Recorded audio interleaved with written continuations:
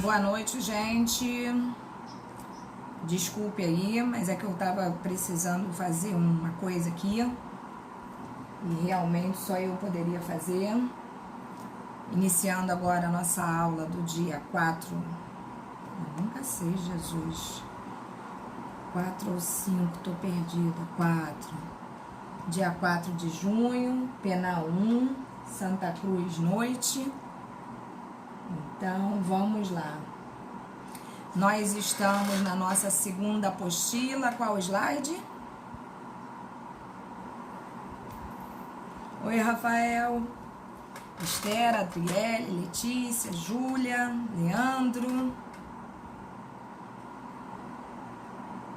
Tiago. Oi, Kívia.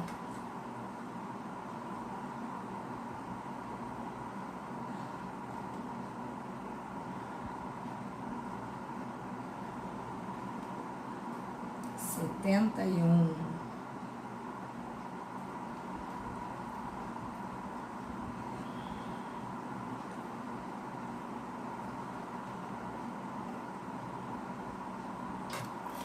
Nós sabemos que semana que vem é feriado e que para tanto, né, a gente vai ter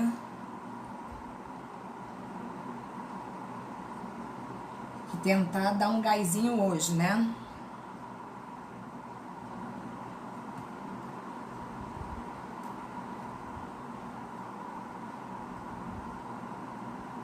Eita, Nossa Senhora. Como vocês estão, gente? Tá tudo bem com vocês? Pronto.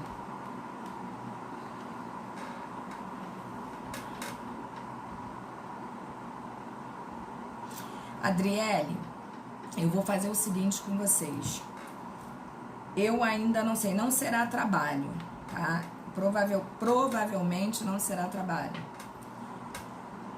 Mas se o for, eu passo, nem que seja por zap para vocês aí no grupo, entendeu? Mas provavelmente não será. Então fique tranquila quanto a isso, tá? Ezequiel.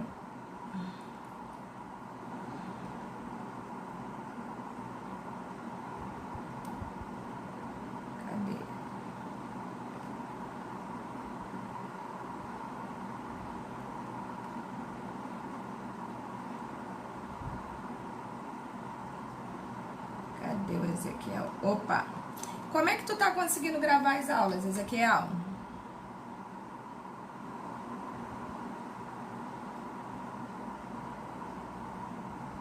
Teremos P3, claro que teremos, Júlia.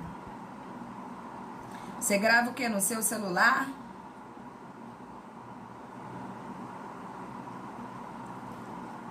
É, porque em verdade sempre falaram que tinha que ter autorização aqui de algum botãozinho aqui. Entendi.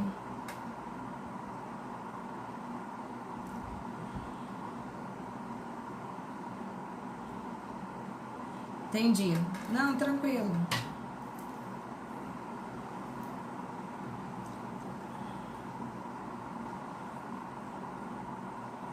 Aí depois fica gravando direto, é isso?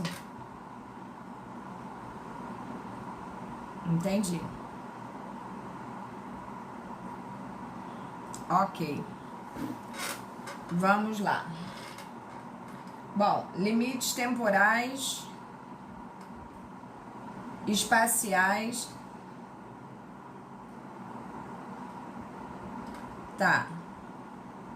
Não ligo que grave não, Ezequiel. Só não posta em lugar nenhum, tá bom?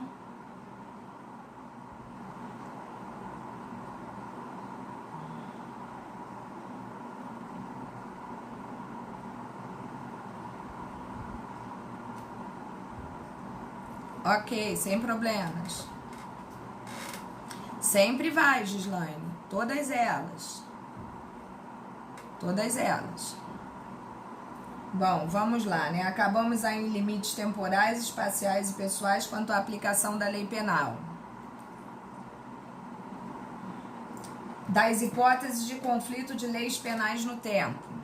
Bom, vamos lá. A lei penal que entra em conflito com a anterior pode apresentar as seguintes situações. Vocês lembram que na aula anterior a essa nós falamos sobre a questão da retroatividade, da irretroatividade, da ultratividade, né? Nós falamos sobre assuntos específicos, né? Aquela situação da lei posterior que revoga a lei anterior, que é mais benéfica ao apenado. Falamos da irretroatividade, da retroatividade, falamos sobre tudo, né? Existe alguma dúvida em relação a isso?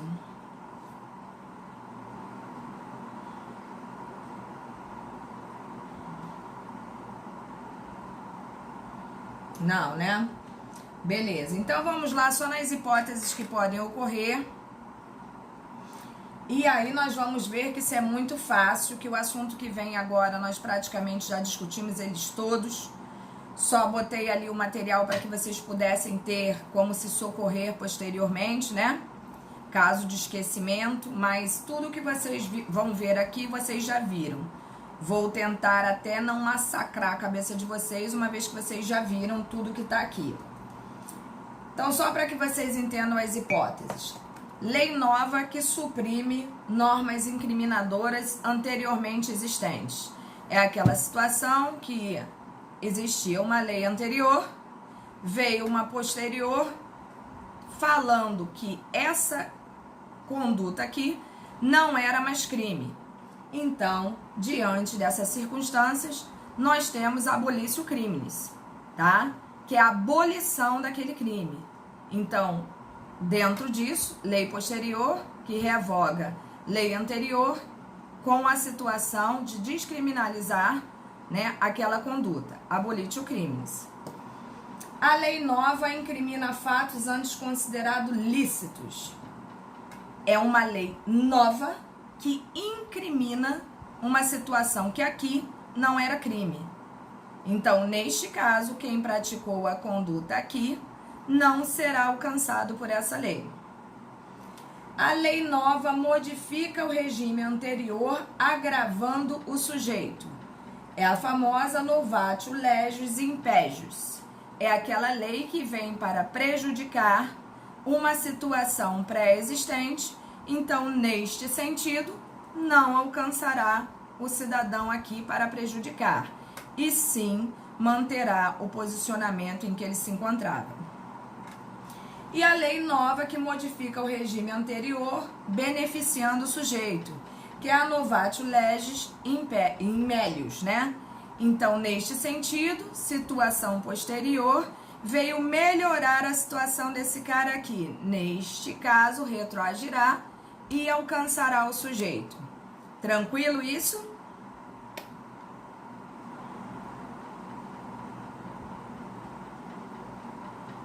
Beleza.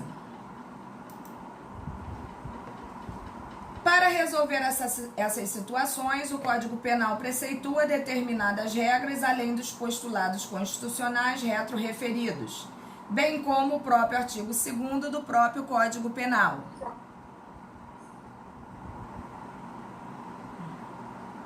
Alguém quer falar alguma coisa?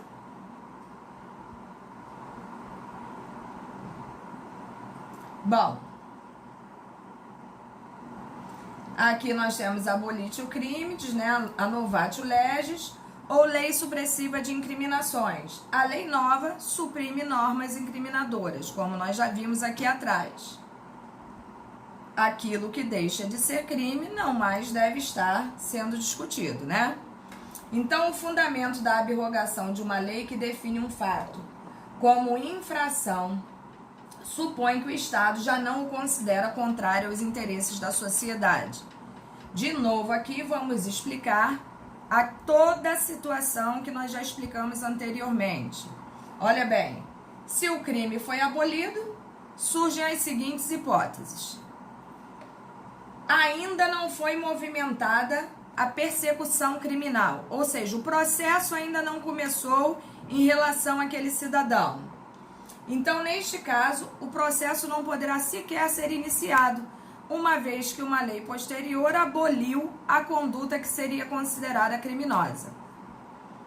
O processo está em andamento, deve ser trancado mediante decretação de extinção da punibilidade. Por quê, gente? Muito simples. Qual seria a justificativa para continuar um processo, uma vez que não mais existe crime para ser discutido ali? Nenhuma.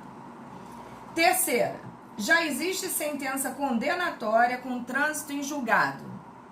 A pretensão executória não pode ser efetivada, ou seja, o cara não tem por que ser preso se estiver solto. A pena não pode ser executada. E a quarta situação seria o condenado estar cumprindo a pena. Se decretada a punibilidade, imediatamente ele tem que ser solto.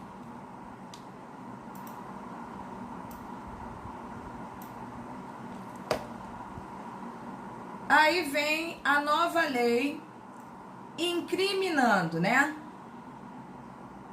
Mesmo, Gislaine, mesmo, a lei penal, ela sempre retroagirá em benefício do réu. Se a conduta praticada por ele aqui, ainda que condenado e cumprindo pena, o fato praticado por ele deixou de ser criminoso, imediatamente ele tem que ser posto na rua. Vamos lá.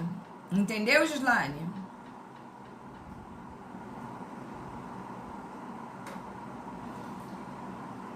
Nova lei incriminadora.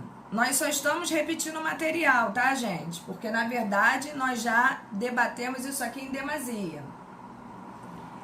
A lei nova incrimina fatos anteriormente considerados lícitos. A pergunta é: a lei nova veio para incriminar uma coisa que não era crime. Essa lei alcançará quem está aqui?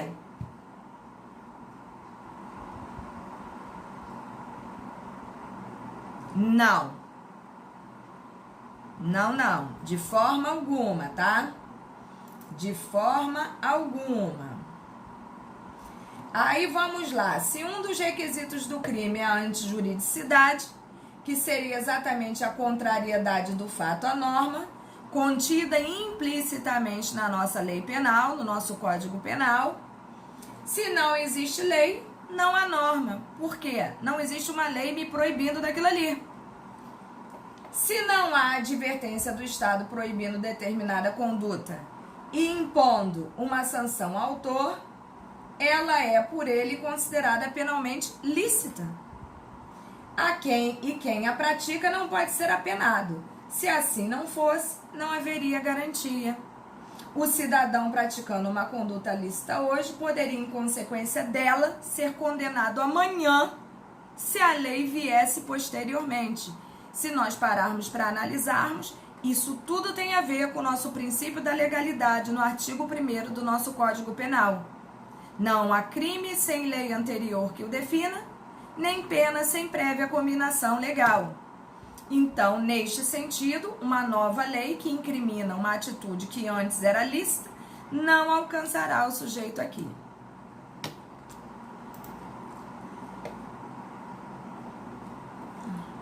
Aí vem uma lei nova que modifica o regime anterior, agravando a situação do sujeito. Aquilo que não era crime passa a ser crime, não vai agravar a situação de ninguém que praticou o ato antes. Assim como uma lei que vem para prejudicar a situação do cidadão aqui, também não retroagirá. Em malefício, nunca. Em benefício, sim. Tá? Tranquilo até aqui, gente? Aquilo que nós discutimos... Estão me ouvindo agora? Estão me ouvindo?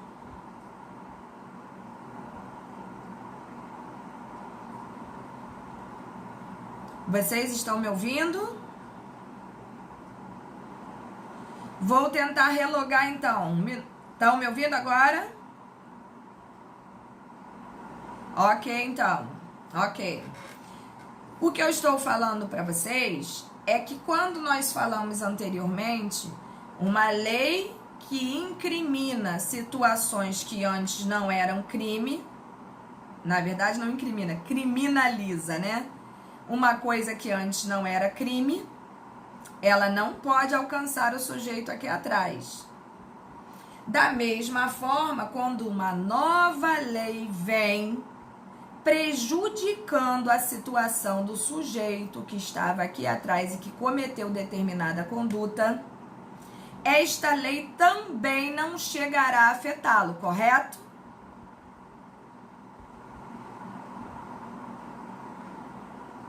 Estão me ouvindo bem? Ok.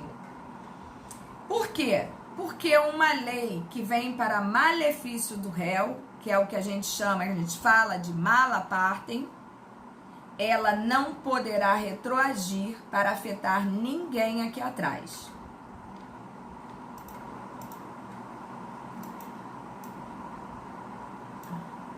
Sendo assim, se um sujeito pratica um fato criminoso na vigência da lei X, como está no nosso material, que é mais benigna, e no transcorrer da ação penal surge a lei Y mais severa, o caso deve ser apreciado sob a eficácia da antiga, em face da exigência de não fazer recair sobre ele uma valoração mais grave que a existente no momento da conduta delituosa. A obediência ao princípio tempus regit actum. Até aqui tranquilo para todo mundo? Eu tenho que ficar perguntando para que vocês possam me dar esse feedback. Beleza. E temos também a situação da novatio legius in melius, né? A lei nova modifica o regime anterior, beneficiando o sujeito. Eu cometi a ação aqui, na lei antiga, não importa se eu já fui condenado, se eu não fui, se eu tô preso, se eu tô solto, se eu tô sendo processado, não importa. Veio uma lei nova beneficiando esse cara aqui. Ela retroagirá e alcançará esse cara aqui?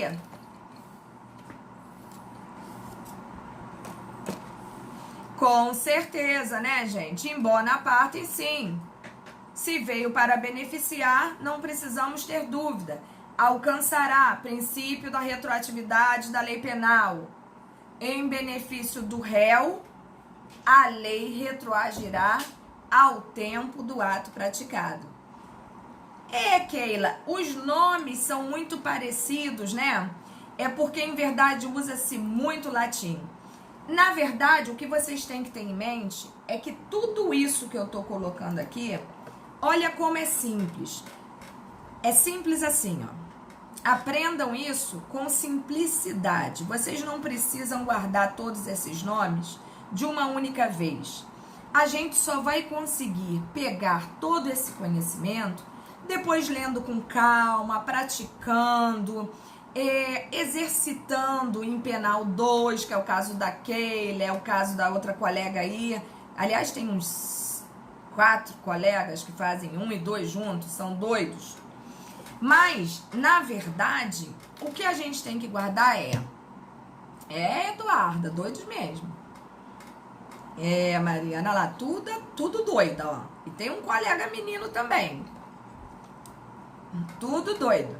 Eu amo e tenho pena. Porque dá dó. Então, preste atenção. Resumindo, é assim, ó. Só para resumir. A lei penal sempre retroagirá para beneficiar o réu. A lei penal nunca retroagirá para malefício do réu.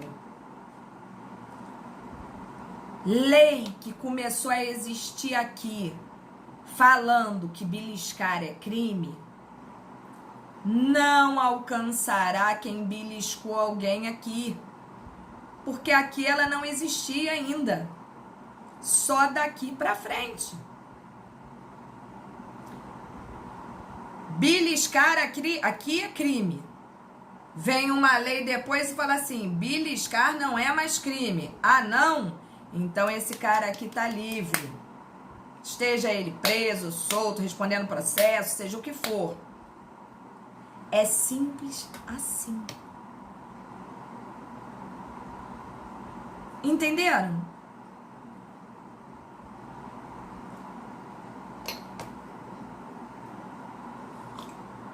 Destravou.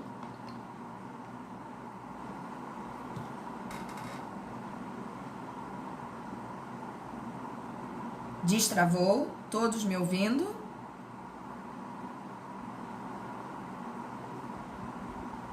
Oremos. Todos me ouvindo ou não? Sim?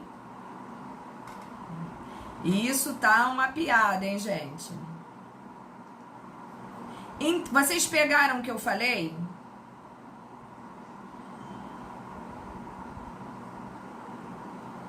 Viram como é simples? Isso tudo aqui que eu tô explicando pra vocês, só pra falar isso que eu queria acabar de falar. Lei nova pra prejudicar o réu não vem até aqui, não retroagirá. Lei nova para beneficiar o réu virá até ele. Lei nova que diz que essa conduta aqui que era crime não é mais. Faz o que com esse cara aqui? Solta, não processa, acaba com tudo, decreta a liberdade dele, deixa ele livre de qualquer situação. Lei nova que vai dizer que uma condição agora é crime que não era, também não vai atingir esse cara aqui. É só isso. Não é simples? Travou de novo?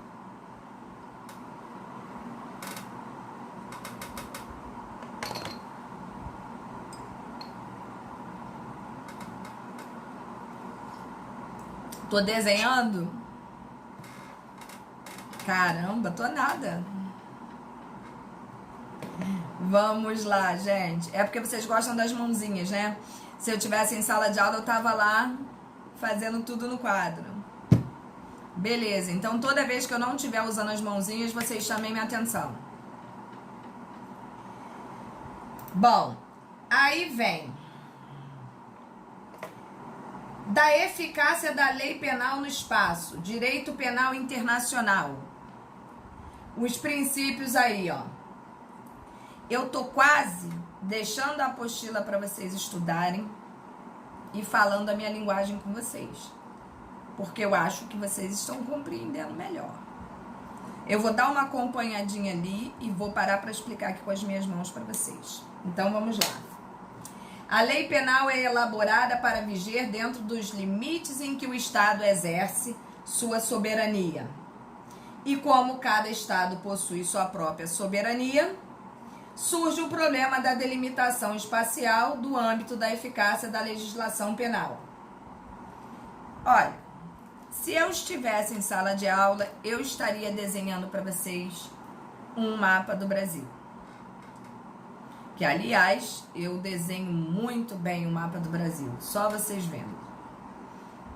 Eu estaria desenhando e mostrando para vocês que o Brasil é um país soberano, assim como Estados Unidos, França, Itália, todos os países são soberanos.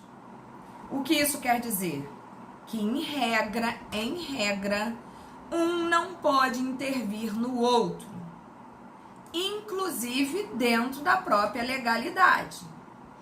E quando a gente fala que a lei penal é elaborada para viger dentro dos limites em que o Estado exerce o seu poder, ou seja, a sua soberania, a gente está falando o quê? Que toda lei existente no Brasil, ela é utilizada no Brasil.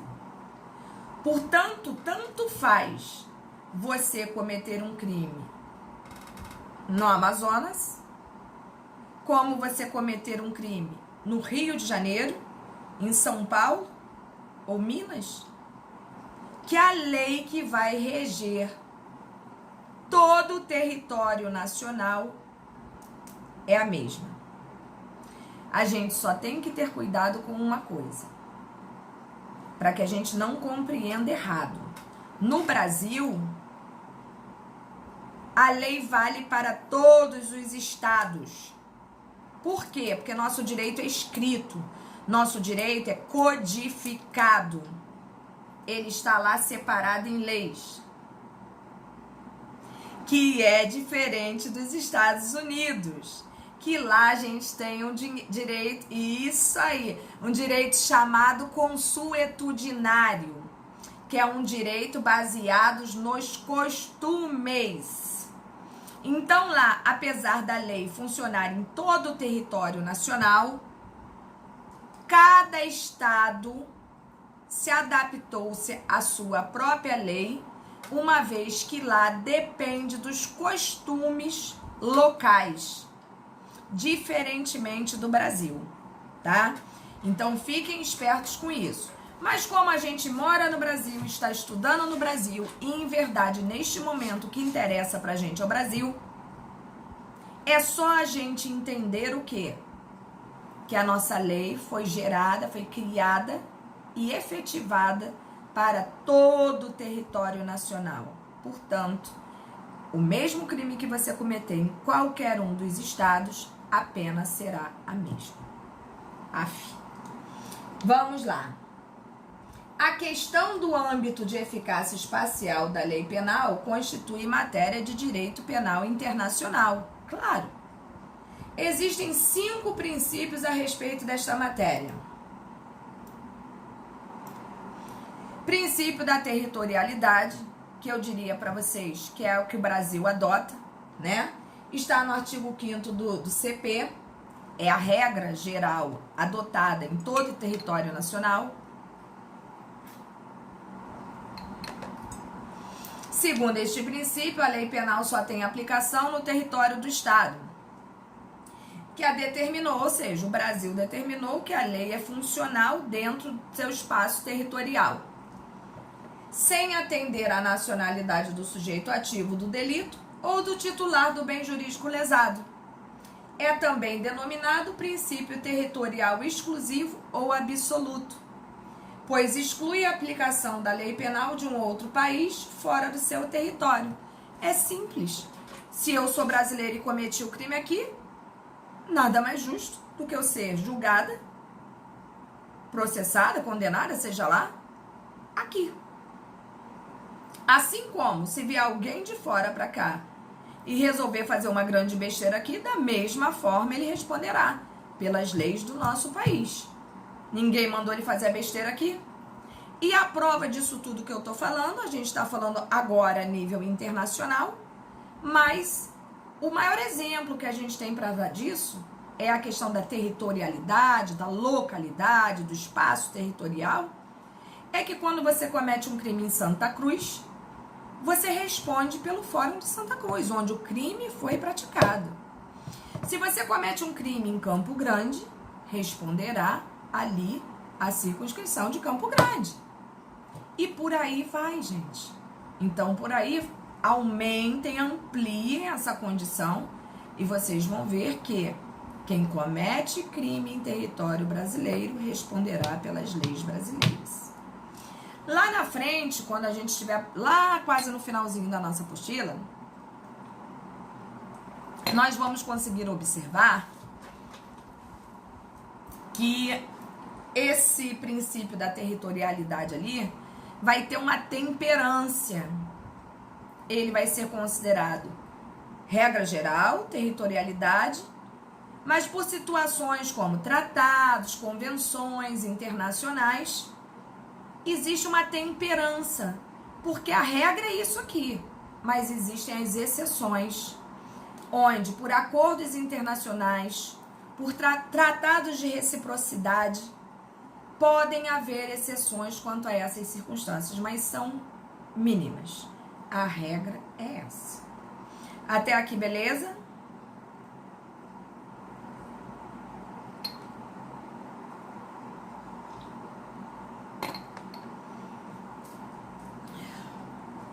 Voltou?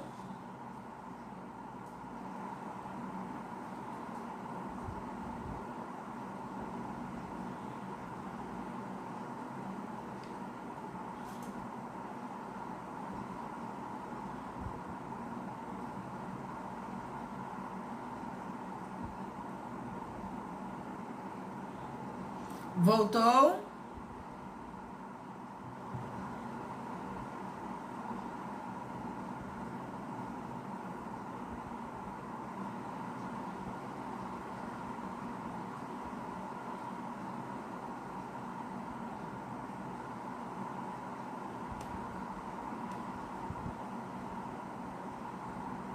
Estão me ouvindo?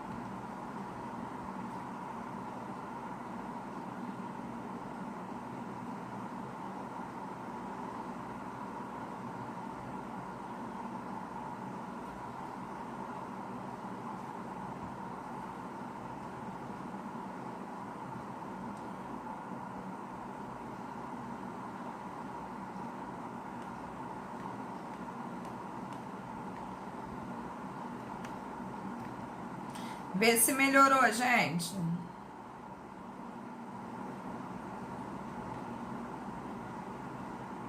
Estão me ouvindo? Que bom. Eu desloguei e loguei de novo. Todos? Beleza.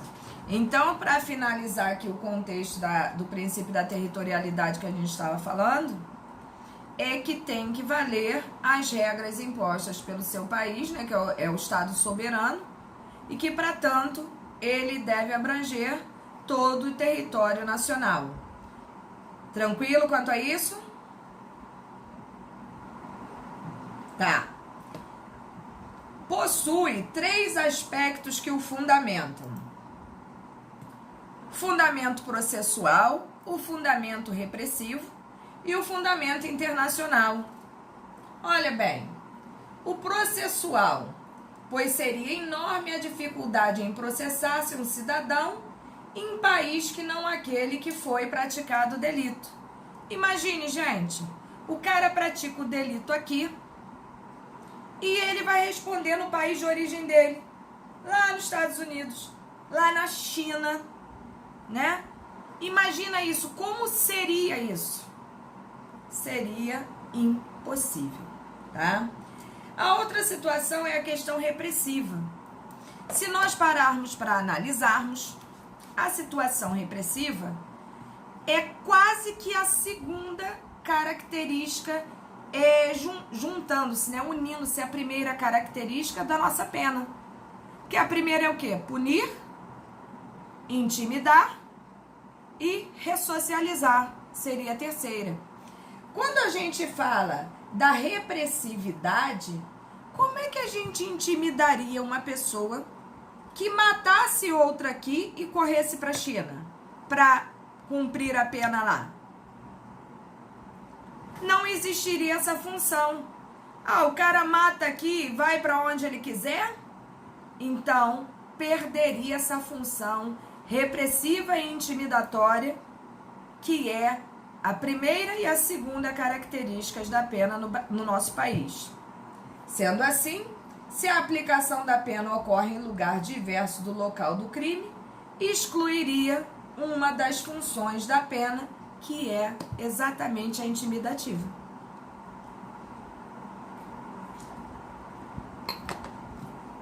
E a terceira, a questão aí, né, internacional, porque a função punitiva do Estado é legítima e emanação de sua própria soberania. Poxa, se o cara comete um crime aqui, aí aqui a gente deixa o cara preso 40 anos. Ele vai para um país que existe uma singularidade, né, uma diferenciação do nosso, e lá eles oferecem flores. Seria um verdadeiro absurdo, né? Então, essas três circunstâncias aí nos mostram claramente a impossibilidade que seria, né, a repressividade de um apenamento em qualquer outra circunstância que não fosse dentro da nossa delimitação espacial, né, territorial. Tranquila até aí? Eu agora, além de perguntar para ver se vocês entenderam, eu tenho que perguntar para ver se vocês estão ouvindo, né? Ok. E aí vem um outro princípio, que é o princípio da nacionalidade, ou da personalidade, como vocês quiserem. De acordo com esse princípio, a lei penal do Estado é aplicável aos cidadãos onde quer que se encontrem. Fundamento em que o cidadão deve obediência à lei de seu país, ainda que se encontre no estrangeiro. O Código Penal brasileiro adotou o princípio da territorialidade como regra, os outros como exceção. Vocês já estão fazendo direito constitucional?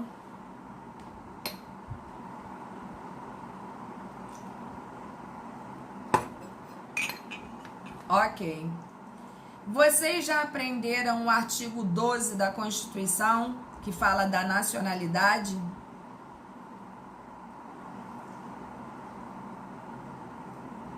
Sim. Então, vocês já ouviram falar em jus solis, jus sanguinis. São os critérios adotados para você se descobrir a nacionalidade do cidadão.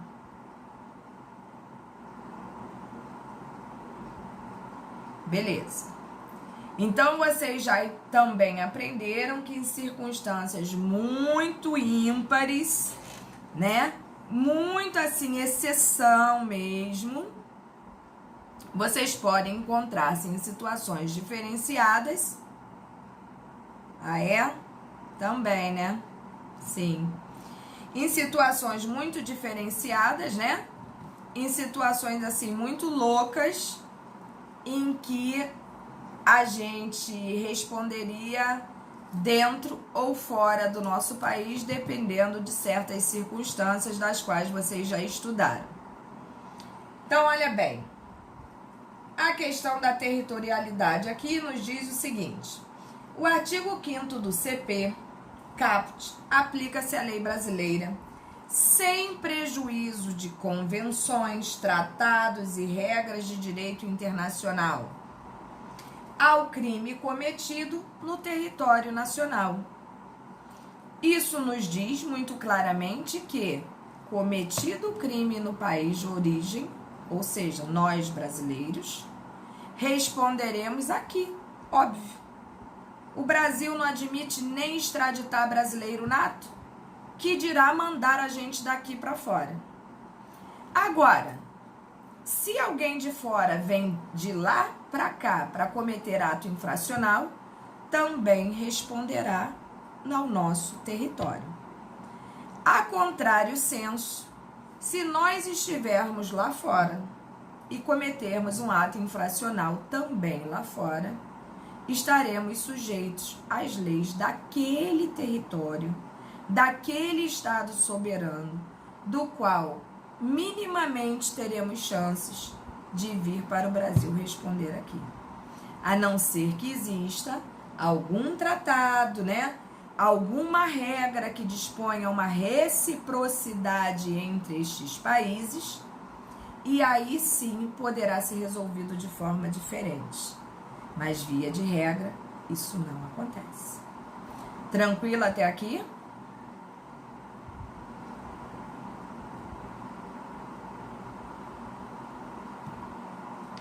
Beleza. Bom, conforme o professor Damásio, o nosso código adotou, portanto, o princípio da territorialidade, como regra sobre a eficácia espacial da lei penal, abrindo exceção no próprio corpo da disposição às estipulações das convenções, tratados ou regras de direito internacional. Acabamos de falar sobre isso. De manifesta evidência, pois que a lei penal brasileira permite, em determinados casos, a eficácia da norma de outros países. Alguns exemplos eu coloquei aqui para vocês.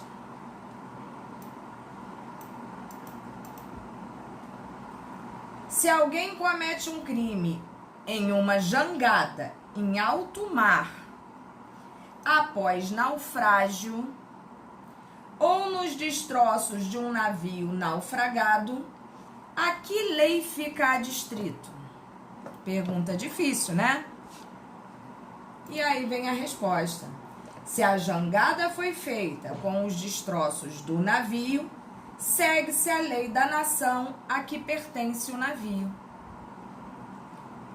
Aquele material de que foi construída a improvisada embarcação ainda representa o navio e, portanto, o estado respectivo. Aquele navio tinha uma bandeira, né, gente?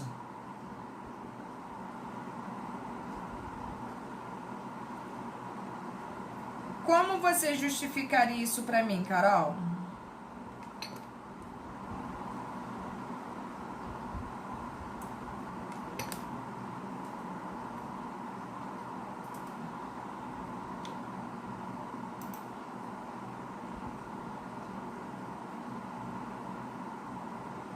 Fala comigo.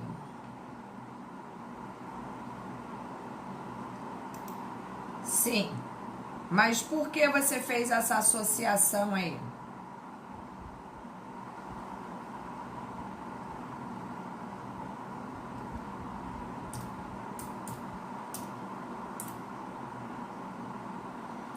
O navio é uma extensão do território, com certeza. Mas você está falando o quê? Artigo 5º da Constituição?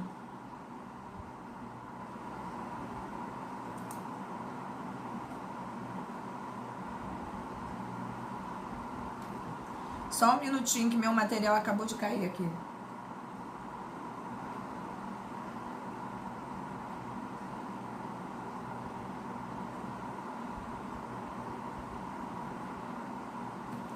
Pera aí, Carol. Vamos lá. Devagar.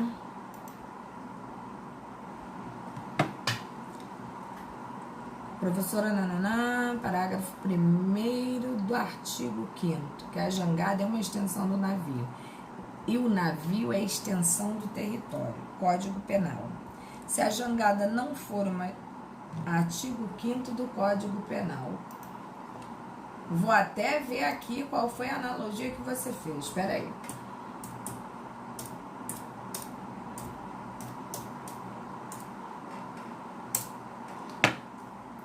Vamos ver aqui, criança. É porque tudo aqui é tão lento.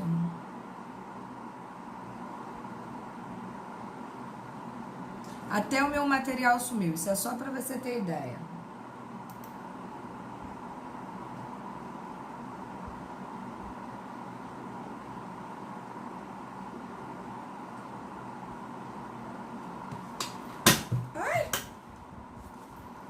Só um minutinho, gente. Até o meu material sumiu.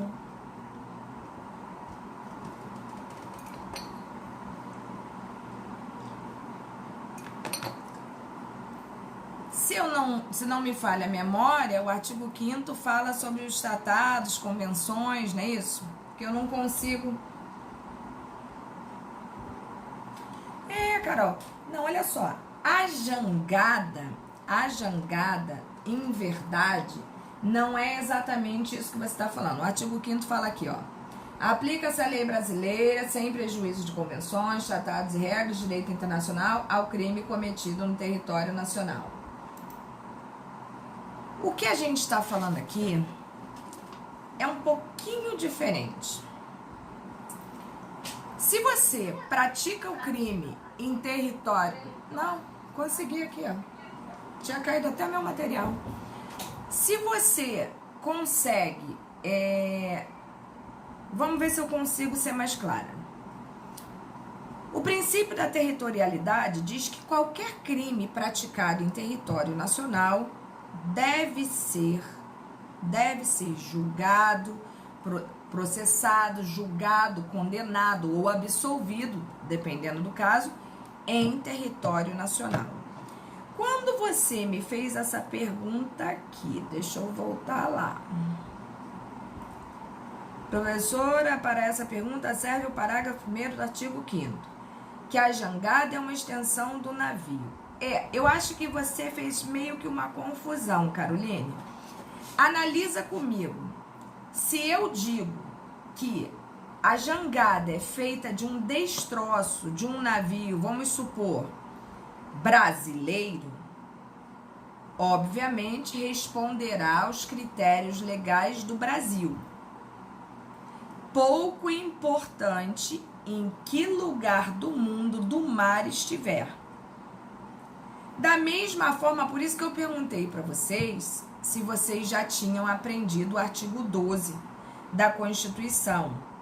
Uma vez que navio de bandeira do seu país de origem, avião, consulado, entre outros locais, são considerados como se estivessem em solo daquele país. Então, se você, por exemplo, estiver grávida em outro país e você correr por uma embaixada brasileira, você estará em solo brasileiro. E se ali seu filho nascer, brasileiro ele será. Então, quando a gente fala de um navio nesse sentido aí, é que o navio é uma extensão da territorialidade. Entendeu? Agora, depende com que destroço foi feito. Você entendeu o que eu tô falando, Carol, ou não?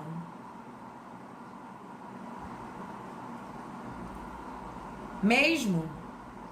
Mas a gente pode piorar essa situação, olha só. Segundo exemplo aí.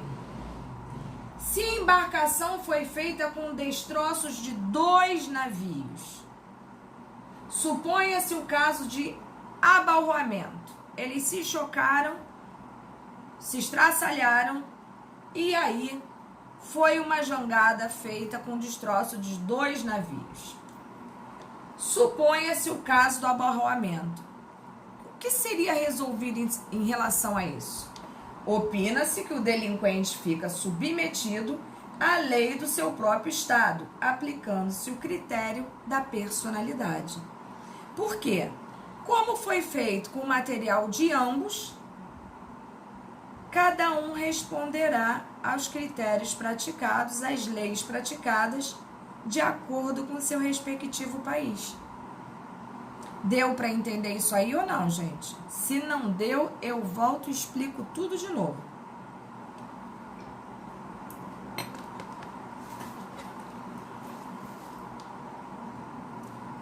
Repete, Letícia. Beleza.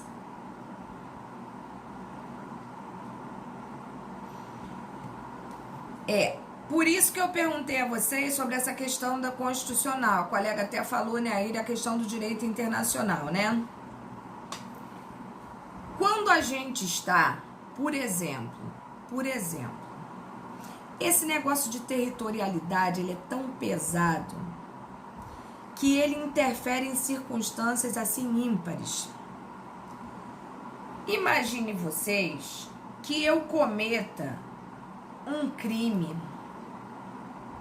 Eu não quero cometer crime nenhum. Vamos supor que estejamos todos dentro de um navio brasileiro, com a bandeira brasileira, e que um cara da China venha e mate um americano dentro daquele navio de bandeira brasileira. A que lei responderá o criminoso desse navio?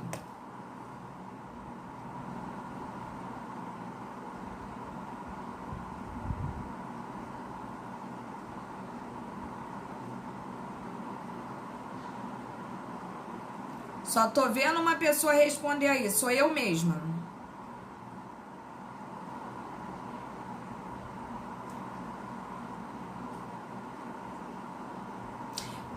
Agora, Paula Regina, por favor, não responda, que eu quero ver essas criaturas respondendo.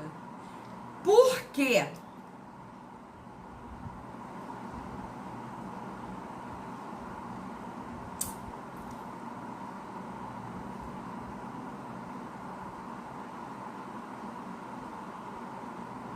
Alguém se habilita aí o porquê?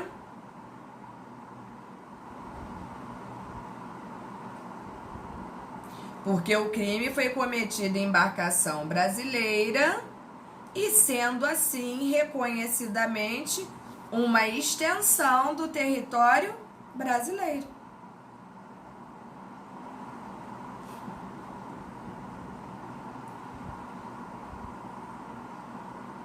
Entenderam, gente? A mesma coisa para que vocês entendam. Olha, vamos mudar só o critério de entendimento. Deixamos de falar de crime e vamos partir para a questão do solo brasileiro, da extensão do território brasileiro. Se eu estou dentro de um avião, por exemplo, da Força Aérea Brasileira, vou pegar pesado com vocês. Eu estou dentro de um avião da Força Aérea Brasileira. Estou com quase 9 meses de gravidez.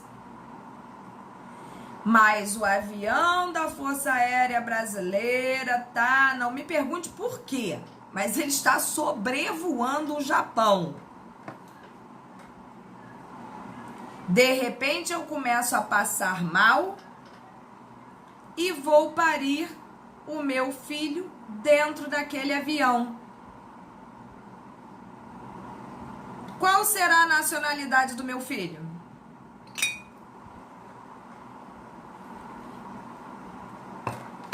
É isso aí. Vocês estão entendendo os critérios? É isso aí. Isso nada mais é do que a questão da territorialidade. Artigo 12 da Constituição, que fala da nacionalidade.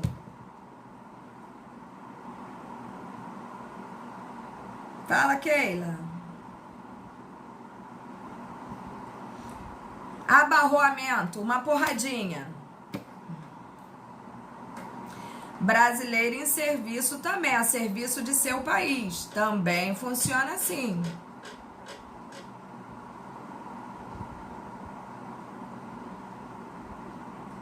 E Keila, eu acho que pode. Isso é mais como é que eu vou te dizer? É política da empresa, às vezes, né?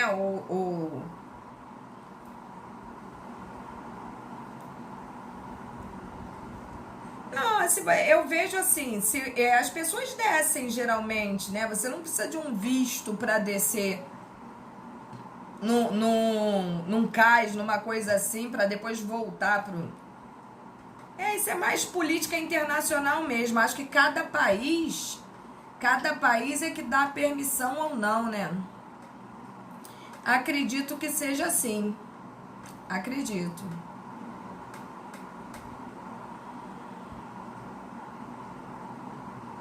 E se o americano matar outro em uma embarcação brasileira? Do mesmo jeito, Júlia. Do mesmo jeito. Do mesmo jeito. Tranquilo aí, meu povo?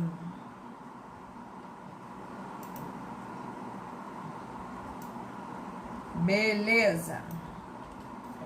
E aí vem o lugar do crime. Para Damásio de Jesus, facinho, Keila. O mais fácil, tu tá abrindo mão? Deus é mais. Agora eu falo igual vocês, Deus é mais. Para Damásio de Jesus, a determinação do lugar em que o crime se considera praticado, segundo o Código Penal, é decisiva no tocante à competência penal internacional. O nosso Código Penal, no entanto, adotou, segundo seu artigo 6º, a teoria da ubiquidade. Ai, meu Deus, meu materialzinho de novo.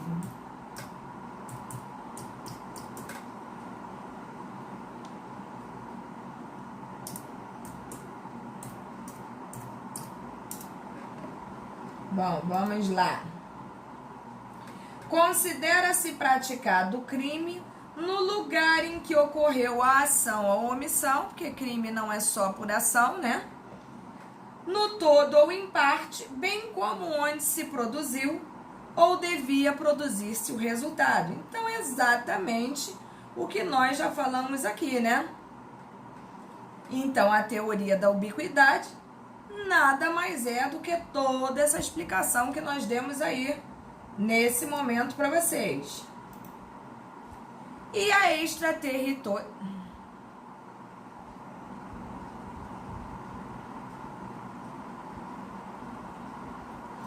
Rafael, olha só, o Brasil não extradita brasileiros natos, tá? De forma alguma, em hipótese alguma.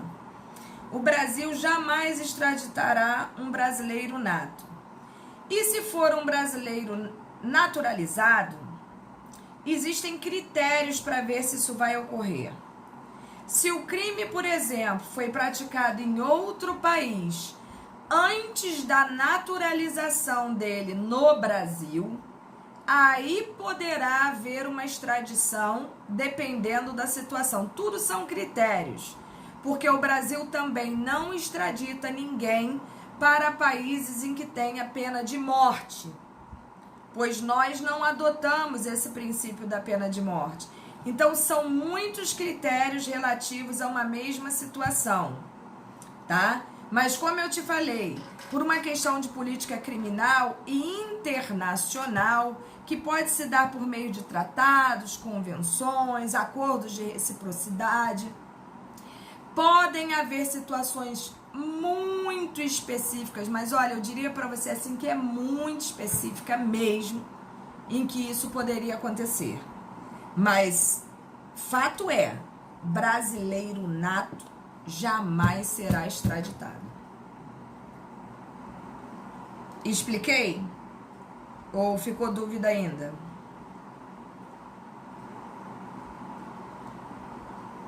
Porque a regra, Rafael, é que a pessoa responda realmente pelas leis a questão da aplicabilidade, da territorialidade, entendeu? E quando eu falei lá atrás na nossa explicação que existia assim uma temperança, né? Uma coisa assim que a gente chama, até que a gente vai falar aqui, uma questão de territorialidade temperada. E é exatamente por esses motivos que você acabou de perguntar aí. A questão dos tratados, né? Dos acordos e convenções efetuadas entre alguns países é que dá uma quebrada nessa condição de regra geral da territorialidade. E é nesse sentido que dá aquela temperada e que existem pequenas exceções que podem se fazer sentir. Naturalizados também não, com algumas ressalvas. Se o crime foi praticado no exterior antes da naturalização, né? Por exemplo, um mexicano veio lá do país de origem dele, mas antes ele matou 34 pessoas lá. E aí correu para o Brasil simplesmente para se esquivar das penas que são praticadas lá, de responder processo ou qualquer coisa nesse sentido. E aí ele veio para cá achando que ia se beneficiar e se socorrer dessa naturalização. Neste sentido, praticado o crime anterior à naturalização, poderá ocorrer a extradição, sim, para que ele responda lá. Mas se o crime foi praticado posteriormente à naturalização, dificilmente isto ocorrerá. Muito dificilmente. Bastante. E aí, fechando a nossa apostilinha de hoje, o legislador penal brasileiro adotou o princípio da territorialidade como regra. Entretanto, este princípio sofre exceções no próprio corpo do dispositivo, ao ressaltar a possibilidade de renúncia de jurisdição do Estado, mediante convenções, tratados, regras de direito internacional. Por isso que foi adotado o princípio da territorialidade temperada, como eu falei para vocês.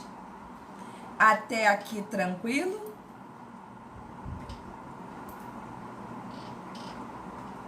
Bom, terminamos nossa apostilinha de hoje. Se vocês quiserem, eu posso postar a apostila 3 agora e daremos continuidade à nossa aula. Caso estejam sentindo-se cansados, eu dou-me por satisfeita aqui. Mas, se vocês quiserem, também dou continuidade. Eu vou botar uma apostila para vocês no Sigur, que é a nossa terceira e última apostila. É uma apostila mais curta, mas eu fiz tentando, se não me falha a memória agora, depois eu vou até dar uma olhada antes de postá-la. Eu acho que do meio dela até o fim é revisão, entendeu? O Sigur tá doido? Eu também, Keila, eu também tô doida. Não aparece, né? Mas eu vou colocar lá. Então, gente, semana que vem é feriado. Prestem atenção. Caso haja necessidade de um plusinho, olha bem o que eu tô falando para vocês.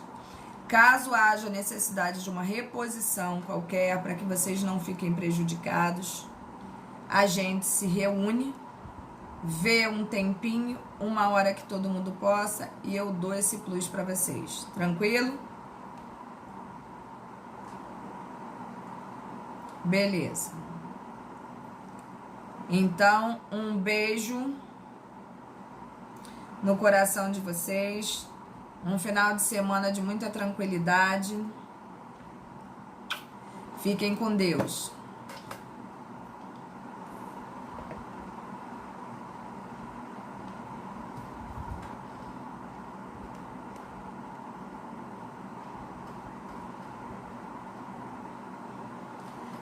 Sim.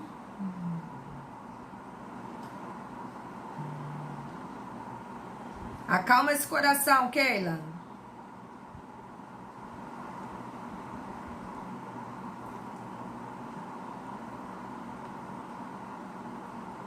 Boa noite.